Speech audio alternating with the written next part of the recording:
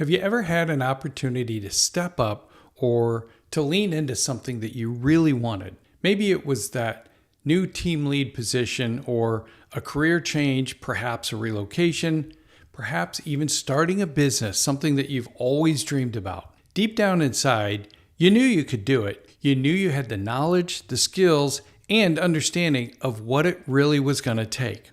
But instead, when the time came, you pulled back. You quietly told yourself you're not ready, or you're just not good enough to step into that role or to branch out into something new. So you didn't. You simply held back and gave in to those uncomfortable feelings. And in exchange, you get another healthy dose of negative energy. And you validate your limitations only to remain stuck in an endless cycle of self-sabotaging behaviors. Well, trust me when I say I get it. I've been there, and so has most everyone else. In fact, research suggests that up to 85% of the global population experiences self-doubt or limiting beliefs at some point. In this episode, we're going to step through why you feel the way you do, including how your past controls your current situation, and identify some key steps that you can take to regain control. By the end of this episode, you're going to understand how to transform those internal negative feelings and emotions to better align with your subconscious beliefs and your current personal and professional aspirations, desires, and goals. And we'll begin with a quick overview of the subconscious mind.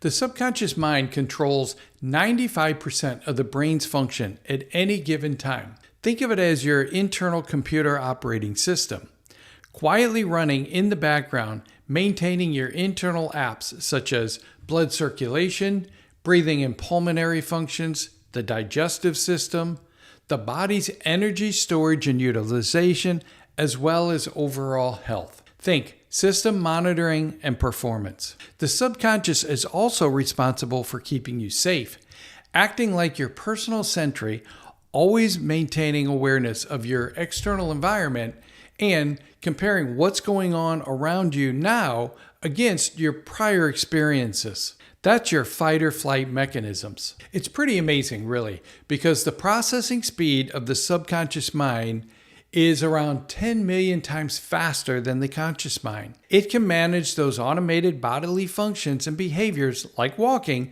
as well as instantaneously alert you of impending or perceived dangerous situations.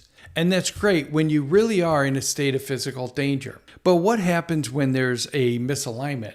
When your subconscious perceives a current situation as something dangerous based on a prior similar experience. Let me give you an example. For years, I was deathly afraid of heights. For no known reason, I was simply unable to participate in any activities related to heights. For me, my subconscious had made an association with some prior experience that was since driving and deepening my fear of heights. And unfortunately, every time I gave in to those negative feelings and emotions, only served to validate and strengthen that fear. As much as I wanted to walk to the edge of an outlook or to climb a short ladder, my subconscious would trigger the same internal warning signs: shaky knees, heavy breathing, so on. You may have experienced something similar. Perhaps when you had an opportunity to speak during a call or perform in public. Your situation may be different, but the process is the same. A past subconscious negative belief is defining how you respond during your current day situation. You may not realize this, but the way you reacted or responded during earlier life experiences are directly related to the decisions you make today and in the future. And here's the kicker. Those past experiences may not even be directly related to the current situation. In fact, in many situations, the subconscious mind simply identified a prior negative experience or memory that appears to be similar and thus begins to alert your body of a perceived danger. And here's the challenging part.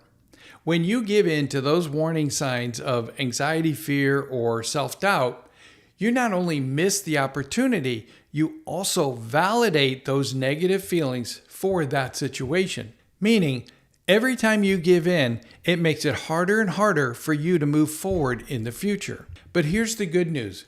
You can change that behavior, and in most circumstances, it can be a pretty simple process. So now that we have a base understanding of how the subconscious mind works and how it uses the past experiences to dictate how you might respond in a current situation, let's take a few minutes to discuss some steps that you can take to change that behavior going forward, to overwrite or reprogram your negative beliefs at the subconscious level. First, situation awareness is key. This means evaluating your environment to understand what is really happening around you. Remember, how you respond to a given situation is often predicated by something that happened in your past, a prior experience or memory, along with the associated feelings and emotions of that previous experience. And unfortunately, your subconscious mind may not have made an accurate correlation to the current situation. Therefore, it's key to take a minute to assess the current situation. Remember, every fear has a trigger, something that sets it off. Recognizing the triggers is the first step to transforming the fear. Ask yourself if the situation really warrants the negative feelings and emotions that you're experiencing. Question the negative feelings and emotions. What is driving the anxiety or fear? Where did it come from, and is it valid? What must you believe for those feelings to exist in your current situation? Search your heart. Are those negative feelings absolutely true for this current situation? Henry Ford taught us whether you think you can or you think you can't, you're right. For the current situation, take a minute to identify an alternative positive outcome, a shifted experience. Meaning, what do you want instead? Write down an expression of a more supportive belief statement. Describe a more empowering and positive outcome for the current situation. Use the present tense to instill a sense of confidence within the subconscious mind. For example, I speak with clarity and confidence during meetings at work. Okay, now that you've identified how you want the situation to proceed, it's time to reprogram the subconscious to accept the new empowering belief. Now, it's important to note the subconscious can't distinguish between reality and imagination. That's why seeing an action movie on the big screen can feel so real. And it's also why visualization is such a powerful tool for a successful subconscious belief transformation. Now, take a minute to think about that situation. Then search your memory for prior similar experiences where you excelled at something. How did that positive experience feel to you? Years back, I was focused on overcoming a crippling fear of heights.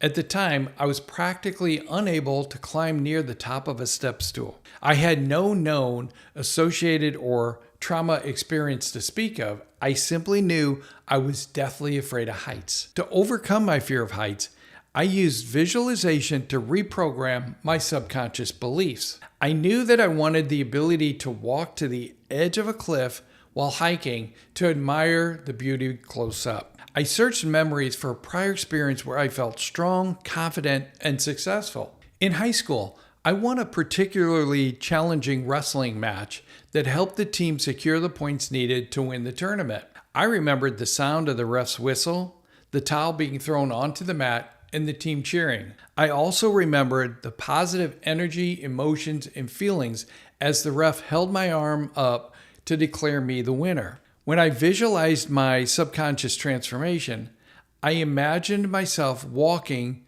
to the cliff overlook. My knees began shaking at the start, but as I continued walking towards the edge, I leaned into or channeled those empowering positive emotions and feelings I experienced in that old high school memory. Visualizing myself standing at the edge of the cliff felt exactly like that ref holding my arm up, declaring me the winner many years before. Then 3 days later, I hiked that trail for real with a new sense of purpose.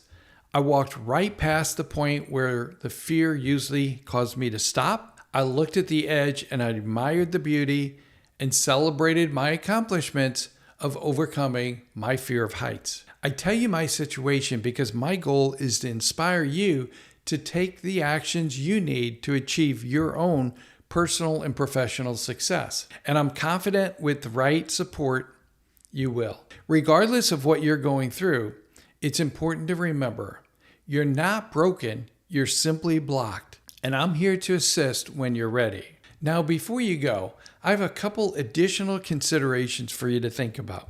Through my one-on-one coaching, my online programs such as Shed Your Fears, and my multi-day on-site workshops, I help individuals just like you become free of the subconscious burdens that are no longer supporting them. I'll leave links to each in the description below. I also invite you to watch this next short 2-minute overview of my upcoming Psych-k basic workshop scheduled for later this fall. I'm confident this will be one of the most empowering and positive experiences of your lifetime. Registration is now open, but seating will be limited to ensure a focused and positive experience for each of our participants. Thanks for watching, and remember, the answer is within you to build a better you and to own your destiny. Take care and God bless.